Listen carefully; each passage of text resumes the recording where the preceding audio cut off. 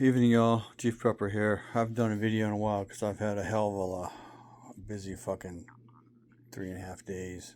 So, first of all, let me say my condolences publicly to Jason, the Angry Prepper out in New York. If you don't know, his son took his own life. Uh, you can watch his video about that. There's no amount of words that can make that better when you lose someone you love and care about. So, moving on. So the reason my life has been stupid crazy for the last 3 days. When I say stupid crazy, I mean stupid crazy. I was up all day.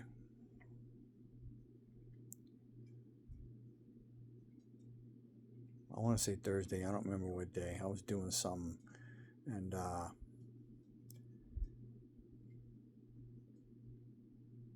no, it was Wednesday, I think, because today is Saturday. I don't know. Bottom line is, I was up all day. I had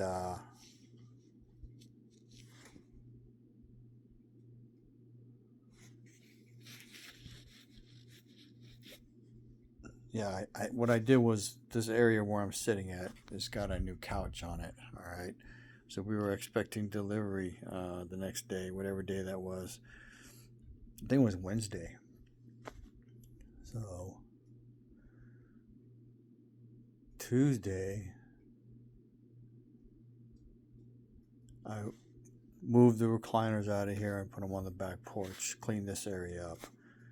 I created a lot of dust, cleaned up the back porch area, took a piece of the table down. I'll do a short video tomorrow on it to show you the progress that's been made. I'm a lot closer than I have been since I started it.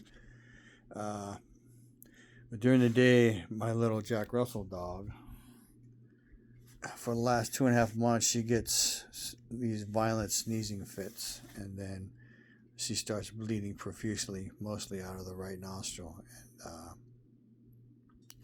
we've been getting her treated at a local clinic, and the treatment has been antibiotics and nose drops. And when she's on the antibiotics and nose drops, the sneezing and the bleeding goes away. But about 2 weeks after she stops taking the antibiotics, she starts sneezing again. And I'm not talking about like a hot chew. I'm talking about fucking head shaking back and forth, banging this shit as she's sneezing. And then she starts bleeding, and then it's like a self-perpetuating thing. She gets a blood booger in her nose. She can't breathe. Then she's trying to breathe, and then she sneezes again. She blows it out. Then she bleeds again. So midnight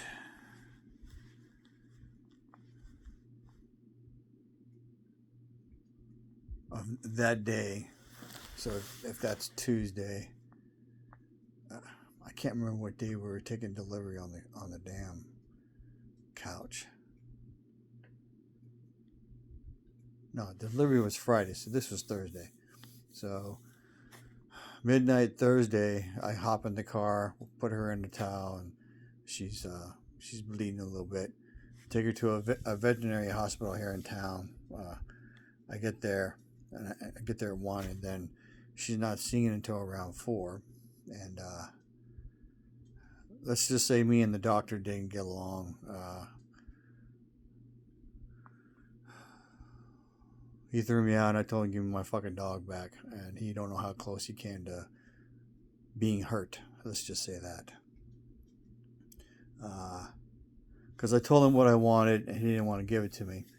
He explained why, and I was like, okay. And I asked a question. I said, okay, so what happens if we do this, and then the violent sneezes and the bleeding comes back? And he talked for 5 minutes, and he didn't fucking answer my question. I said, okay, you didn't answer my question. What happens if the bleeding and the sneezing comes back? And he gave a direct pressure or a cold compress. I'm like, that ain't gonna work. And then I said, I'm done talking. Let's do what we talked about. And then he got offended, and then let's just say I was already angry. So I hate a motherfucker who's educated and is asked a question, and they talk for 5 minutes and they don't fucking answer their question or address it. So retards get a PhD, forget how to fucking talk in short, concise sentences. So So I leave there. I get home about 5:15. I told him I was going to leave a negative review. He's like, okay. I'm like, okay. Fuck around, find out, fucker. So I left a review. Didn't embellish, didn't lie. Told what happened. Even said I said bad words. So told everybody I wouldn't use them. So I came home. Luckily, the couch got delivered about 7:30. The window was from between 7 and 11. They got there about 7:30. So at 8:30, I was sitting in my vet clinic's office. She said she could schedule her for a CT locally, but she recommended that I go up to Texas A&M University up in College Station, which is 4 hours away. So I agreed to that. She supposedly sent the records. The clinic that I went to, they said they never got the records. So this was 12:15, 12:30, and then I stopped by a grocery store, came home, got undressed, mostly, changed my t-shirt because there was blood on it from her, and I went down from 1 o'clock till about 3:45. Then I got up, and then I came out here and tried to get some more sleep. It didn't really work. Then I got up, took a shower, and my wife got home. And then I drove up to Aggieland. Got to the hospital around 10:30, and got out of there around 1. They said she wasn't sick enough to keep her overnight and send her directly into internal medicine to get a CT tomorrow. And then, all these hospitals for pets seem to me like they're retarded because they're open, but they're only open for emergency care, and none of the other clinics are available, which is the case with the first hospital. So in the end, I came home about 3:45, 4 o'clock. I fell asleep at the wheel once, so I pulled over into a place and slept until 7:45. So from 4 to 7:45, I got 3.5 hours more sleep. Then I finished the trip home.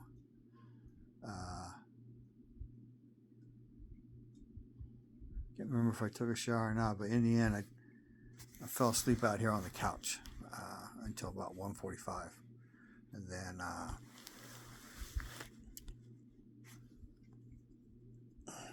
got up and got going. I went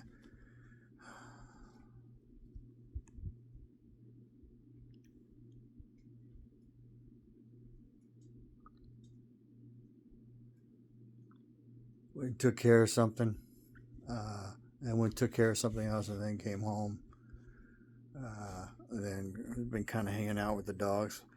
So we bought recliners last year when my dad moved in because our couch and love seat was in bad shape. The dog right there, he ate the fronts of them. So in the end, he's a really good dog. He just had to learn how life was going to be, I guess, meaning that we come and go a lot. But so we had the 2 recliners. My recliner broke like 3.5 months ago. I finally went and ordered the part, or coordinated ordering the part. The part has been ordered. It's supposed to be here this or next week, I think. So when I also bought this couch, so but the reason the reason I wanted to get a couch is because we have 3 dogs, and when all 3 dogs want to sit with one of us, or me and my wife, like as in one dog's in a recliner with her and one dog's in a recliner with me, then there's not really room for the 3rd dog.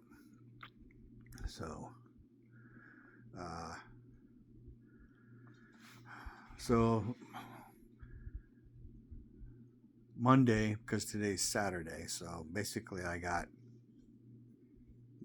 before I got home today, I got like 5 hours of sleep in 2 days. So the because I got done with the hospital up in College Station at 1 and got on the road, didn't make it. Stopped a couple times to help wake up, and in the end, it didn't work. So anyway, so in the end, Monday, I need to call up to College Station and try to schedule her an appointment. So good news is she's back on antibiotics and the drops. So by tomorrow night, her symptoms should abate.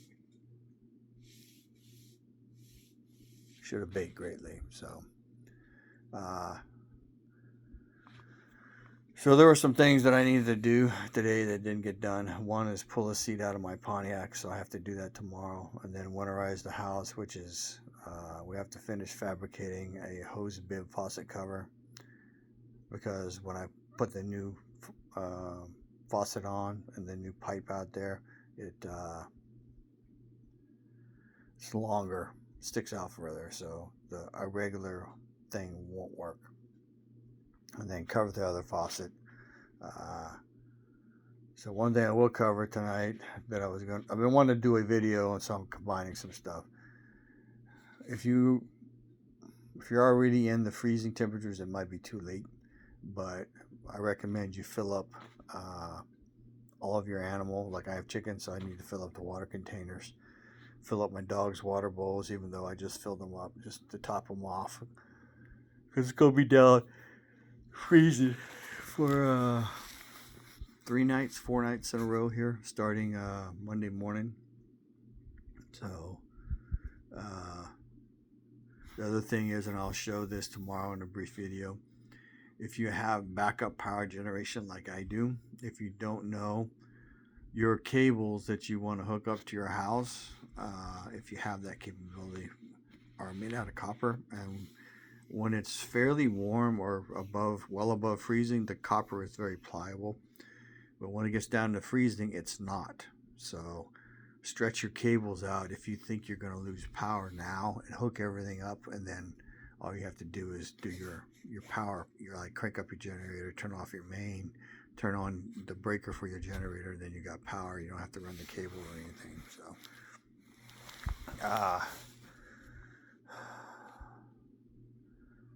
So I'll show those tomorrow, and then I'll show the back porch, and then I'll show you why mentally I've been struggling with the opening over the door area. It is enclosed, but part of it is not, and the part that is not is the brain teaser, so to speak. I've got paneling up around almost all of one wall, and then another wall has got a 6-foot section. So I don't know if I can make that work or not. So in the end, keep prepping. All right. So one of the other things is there's been a lot of veterans in the news, and the only thing I can think of is they became disenfranchised. But I've seen headlines about the Green Beret for the Cybertruck where none of it fits. Typically, those Green Beret guys are God and country guys, so they're not typically going to turn on their country. But it might be because the people, powers that be, understand and know that veterans outnumber the active duty force about 20 to 1. And while many of us are broken, many of them are very, very, very capable. So they're at least as good as what's on active duty now, if not better. I say better because the mentality has changed. So that might be why they're setting up, painting a picture to do veterans dirty. So I will tell everybody, if you can at all, I know everybody's frustrated and everybody's on the edge, try to be polite. Try to be what I'll call a good American or a good person. I say that because I'm pretty easygoing, and then when I reach a certain point, then I'm not easygoing, and then and I'll tell you exactly what the fuck I think about you, and it normally isn't a good conversation for you. Uh, but yeah, the world's changing. That's just the way it is. So I'll do a short video tomorrow of the cables, and then I'll do and also the back porch. So uh, the configuration of the back porch has changed, so I'm not sure if I'm going to like it more or less. Eventually, one of those recliners from back there is going to come in here, not in here, but in the master bedroom. We have one in there, and it's my mother's old recliner. My mother's old recliner is broken, so that one's going to go to storage, and one of the new ones will come in the house. And then when I get the notice for bulk items to go out by the curb, I will put her recliner out there. So